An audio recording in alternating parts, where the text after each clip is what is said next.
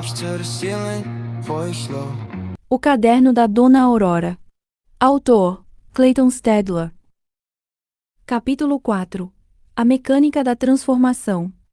O caminho depois de Estácio foi longo e torto, e o chão parecia mudar conforme os pensamentos. Se eu me distraía, surgiam raízes de frases emboladas como se os verbos enroscassem no meu caminho. Quando focava no horizonte, a trilha ficava mais firme, feita de palavras alinhadas como quem sabe exatamente o que quer dizer. Estácio seguia à frente, recitando versos para as árvores. Ó galhos de dúvidas e sombras de ponto e vírgula! Escutem este herói recém-chegado. As árvores, estranhamente, pareciam gostar. Uma chegou a balançar como quem aplaudia. Até que avistei uma casa. Não uma casa de madeira. Era feita de empilhamentos de revistas velhas, coladas com massa de jornal e telhado de guarda-chuvas virados. Do lado de fora, uma rede balançava sozinha. Das frestas entre as revistas escorria um murmúrio baixo, como páginas sendo arrancadas com cuidado demais para não fazer barulho.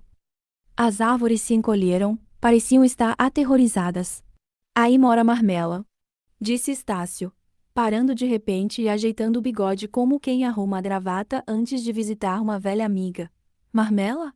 Perguntei e antes de ter silêncio ele começou. A marmota dos mapas. A guardiã das rotas perdidas. A professora das professoras, a sábia entre as sábias, a que conhece cada dobra do mundo, cada curva invisível que leva de um começo a um fim. Se há um caminho, é ela que guarda. Se há um fim, é ela que começa. Suas patas carregam segredos de 1000 jornadas, e seus olhos refletem horizontes que ninguém jamais viu. Cada mapa que toca ganha vida, cada rota se curva em reverência ao seu comando silencioso. Ela não apenas mostra caminhos, ela os lembra, os desperta e os mantém seguros como se o mundo dependesse de sua vigília eterna. Engoli em seco sentindo o peito apertar, meus olhos se fixaram na porta, e por um instante pareceu que eu podia ouvir o sussurro de todos os caminhos que ela guardava. Um frio percorreu minha espinha, medo, admiração e uma pontada de expectativa misturados. Observei. As palavras no chão evitavam chegar perto da varanda.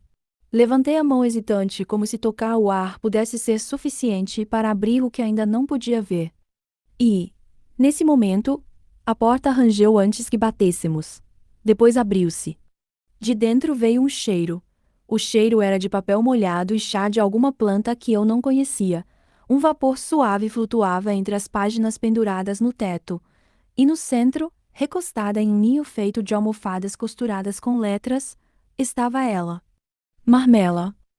Era grande, com olhos redondos e calmos, os pelos eram cor de areia molhada e a boca. Havia algo, um jeito de franzir o lábio, ou de falar com os dentes meio tortos, que me lembrou alguém. Olá, Estácio. Olá, jovem. Entrem, minha casa é a casa de vocês. Poucos entram sem bater, e menos ainda entram sem medo. Continuou Marmela, inclinando a cabeça, como se escutasse o que não fora dito. Se vocês chegaram até aqui, é porque alguma história pediu ajuda antes mesmo de vocês saberem ouvir. Ela falava devagar, como quem pensa nas palavras antes de escolher quais usar. E, quando as usava, era como quem oferece uma fruta com cuidado. Comecei a encarar a casa. Enquanto ela falava, as paredes respiravam devagar, expandindo e encolhendo os nós. Revistas se viravam sozinhas e guarda-chuvas rangiam no telhado. Em um instante, tive a certeza de que, se Marmela quisesse, toda aquela construção poderia sair voando. Bem-vindo, Léo, disse ela, antes que eu dissesse meu nome. Já estava na hora de um novo chegar. Como sabe meu nome? Ela apenas sorriu e puxou, de dentro de um cesto, um mapa feito de folhas de jornal antigo. As palavras estavam misturadas, como manchetes mal cortadas, mas conforme ela desdobrava, o mapa se montava sozinho. Continentes de capítulos esquecidos, mares de silêncio, desertos de repetições, ilhas flutuantes com nomes como Nunca Mais e Se Quiser. Você veio buscar saída, disse Marmela, enquanto Estácio servia chá num copo feito de tampa de tinta guache. Mas aqui, saída não é uma porta, é memória. Como assim? Ela me olhou, longo, profundo. Quem não lembra de si, não consegue voltar. E a Aurora gosta de quem esquece. A frase ficou ecoando na sala. Olhei ao redor. As paredes que antes pareciam de madeira agora tinham a textura de papel antigo, cobertas por desenhos que se moviam devagar, como se respirassem. O chão rangia sob o tapete de retalhos e no centro a chaleira continuava a chiar, cuspindo um vapor azul que cheirava a ferrugem e jasmim. Sobre a mesa, livros abertos deixavam escapar letras que se dissolviam no ar, subindo como pequenos insetos luminosos. Estácio passava o pano em um copo que parecia feito de vidro líquido, mas, quando a luz o atravessava, formava sombras de outras janelas, janelas que não existiam ali. Tudo naquele lugar pulsava entre o real e o lembrado. A sala respirava, e eu, por um instante, achei que respirava junto. Foi então que senti uma coceira estranha no dedo indicador da mão esquerda. Olhei. O dedo estava alongado, a unha mais curva, quase uma garra, os pelos finos na pele pareciam mais escuros. Toquei-o com a outra mão, o coração acelerando. O que é isso? Está começando, murmurou Marmela, sem me olhar. Você precisa correr. Começando o quê? A transformação. Minha garganta secou, a língua, pesada, um gosto metálico me subiu pela boca, e por um segundo pensei ter esquecido como se respirava. Marmela arregalou os olhos, não de espanto, mas de reconhecimento, de quem vê algo se repetir. Deu 2 passos à frente, o vapor do chá se enroscando em torno dela como uma névoa viva. A mão trêmula se ergueu, sem chegar a me tocar. Aqui. Tudo que não se lembra, muda. Primeiro, você esquece as palavras, coisinhas pequenas. Como chama isso? Como mesmo se dizia aquilo? Depois, a linguagem inteira vai se apagando, ficam só os gestos, o som do corpo. E no fim, até o nome escapa, fica só um instinto. A pele vira pelo. O pensamento. Faro. Mas por quê? Marmela se inclinou devagar. Porque as palavras são as roupas da alma menino. Sem elas, a gente volta a ser bicho. Estácio engoliu em seco. Nem todos aguentam ficar lúcidos aqui por muito tempo. Falou, num tom que eu ainda não tinha ouvido dele. Eu já perdi uns adjetivos semana passada. Me viro com os que restaram. E deu uma gargalhada. O riso ecoou. E, no meio do gesto, sua mão esbarrou na xícara, o chá quente se derramou pela mesa, escorrendo pelas frestas como se procurasse abrigo. O cheiro de erva queimada subiu no ar, e Marmela se encolheu, o olhar preso no chão. Cuidado, murmurou ela. As coisas ouvem, quando se molham. Antes que eu pudesse perguntar o que ela queria dizer com aquilo, uma sombra passou rápido pela janela. Algo esguio, que não pertencia ao vento. Aquilo me causou muito medo. Estácio virou o rosto, mas não olhou diretamente. Fingiu não ver. Marmela, porém, respirou fundo como quem reconhece o passo de um velho conhecido.